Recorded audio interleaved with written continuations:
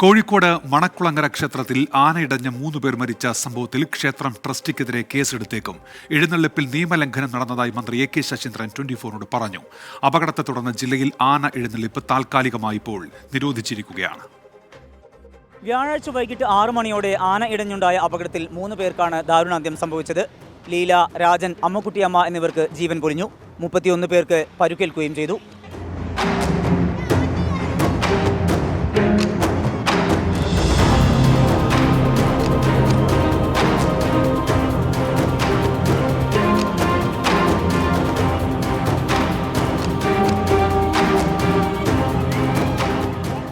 സംഭവത്തിൽ ക്ഷേത്രം ഭാരവാഹികൾക്ക് വീഴ്ച സംഭവിച്ചു എന്നാണ് ജില്ലാ ഭരണകൂടത്തിന്റെ കണ്ടെത്തൽ. ഈ റിപ്പോർട്ടിന്റെ അടിസ്ഥാനത്തിൽ കർശന നടപടിയുണ്ടാകുമെന്ന് മന്ത്രി എ കെ ശശീന്ദ്രൻ. ക്ഷേത്രവും മരിച്ചവരുടെ കുടുംബാംഗങ്ങളെയും മന്ത്രി സന്ദർശിച്ചു. നാട്ടാന പരിപാലന ചട്ടങ്ങളിലെ വ്യവസ്ഥകൾ പാലിക്കുന്നതിൽ വീഴ്ച സംഭവിച്ചിട്ടുണ്ടെന്ന് തന്നെയാണ്. വെടിക്കെട്ടുമായി ബന്ധപ്പെട്ട് വേണ്ടത്ര ശ്രദ്ധ കാണിച്ചോ എന്ന സംശയം ജില്ലാ ഭരണകൂടവും പ്രകടിപ്പിച്ചിട്ടുണ്ട്. ഇതിൻ്റെ എല്ലാം അടിസ്ഥാനത്തിൽ നിയമപരമായി നടപടികൾ സ്വീകരിക്കാനാണ് സർക്കാർ തീരുമാനിച്ചിട്ടുള്ളത്. ഇതിനകം തന്നെ കേസുകൾ രജിസ്റ്റർ ചെയ്ത് അന്വേഷണം ആരംഭിച്ചിട്ടുണ്ട്. അത് വളരെ നിഷ്പക്ഷമായി, കാരണം ഒരു നാടിൻ്റെ ആകെ പ്രശ്നമായതുകൊണ്ട് തന്നെ ആരെയും സഹായിക്കാതെ ആരെയും ശിക്ഷിക്കാതെ വളരെ നിഷ്പക്ഷമായ അന്വേഷണം നടത്തി ശരിയായ നിയമം അനുശാസിക്കുന്ന നടപടികൾ സ്വീകരിക്കുന്നതാണ്. നടപടി സ്വാഗതം ചെയ്യുന്നുവെന്നും വീഴ്ചകൾ പരിശോധിക്കുമെന്നും ക്ഷേത്ര ഭാരവാഹികൾ. ധനസഹായം ഇൻഷുറൻസിൽ നിന്ന് ലഭ്യമാക്കും. വരും വർഷങ്ങളിൽ ആന എഴുന്നള്ളിപ്പ് ഒഴിവാക്കാൻ ശ്രമിക്കുമെന്നും ക്ഷേത്രം ഭാരവാഹികൾ പറഞ്ഞു. സമഗ്രമായ അന്വേഷണം ഏർപ്പാട് ചെയ്തിട്ടുണ്ട്. ഞങ്ങൾ എന്തായാലും സഹകരിക്കുന്നുണ്ട്.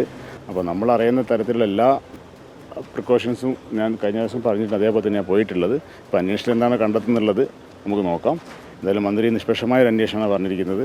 ആരെയും കുറ്റപ്പെടുത്തുന്നില്ല. ഇത് നമ്മുടെ ഉത്സവമായതിനെ കൊണ്ട് പല കാര്യങ്ങളുണ്ടാവാം, അശ്രദ്ധയപ്പെട്ടതുണ്ടാവാം. അത് അന്വേഷണത്തിൽ കൂടി അറിയുള്ളൂ എന്നാണ് മന്ത്രി പറഞ്ഞിരിക്കുന്നത്. അതുകൊണ്ട് എന്തായാലും ഞാൻ സഹകരിക്കുന്നുണ്ട്. ഗുരുവായൂർ ദേവസ്വം ബോർഡ് ആനയെ കൊണ്ട് വലിയൊരു തുക തന്നെ നമുക്ക് ഇൻഷുറായിട്ട് കിട്ടുമെന്ന് അഡ്മിനിസ്ട്രേറ്റീവ് പറഞ്ഞിട്ടുണ്ട്. അതേപോലെ നമ്മൾ ക്ഷേത്രവും ഈ ഉത്സവം നമ്മൾ ഇൻഷുർ ചെയ്തിട്ടുണ്ട്. ആ എമൗണ്ട് നമുക്ക് കിട്ടും. ബാക്കി എല്ലാ നാട്ടുകാരും കൂടെ തന്നെ ഉണ്ട്. എല്ലാവരുടെ സപ്പോർട്ടോടുകൂടി നമുക്ക് എല്ലാ സഹായങ്ങളും നമുക്ക് എത്തിക്കും. എന്തായാലും ഇപ്പം മേശാന്തിയോട് സംസാരിച്ചു. മേശാന്തി തന്നെ പറഞ്ഞു എന്താണെന്ന് നിങ്ങൾ ശ്രദ്ധിച്ചിട്ടുണ്ടാവണം. കാരണം രഥവുമാവാം അല്ലെങ്കിൽ തേരുമാകാം എന്ന് അദ്ദേഹം തന്നെ പറയുകയുണ്ടായി. അപ്പോൾ അതിൽ തന്ത്രസംഹിതയിൽ അദ്ദേഹം ഇന്ന് രാവിലെ അദ്ദേഹത്തെ കണ്ടപ്പോൾ അദ്ദേഹം കൃത്യമായിട്ട് പറഞ്ഞത് തന്ത്രസംഹിതയിൽ വാഹനം എന്ന് മാത്രമേ പറയുന്നുള്ളൂ. അതിൽ ഇന്ന വാഹനം വേണമെന്ന് പറയുന്നില്ല, ആന വേണമെന്ന് പറയുന്നില്ല.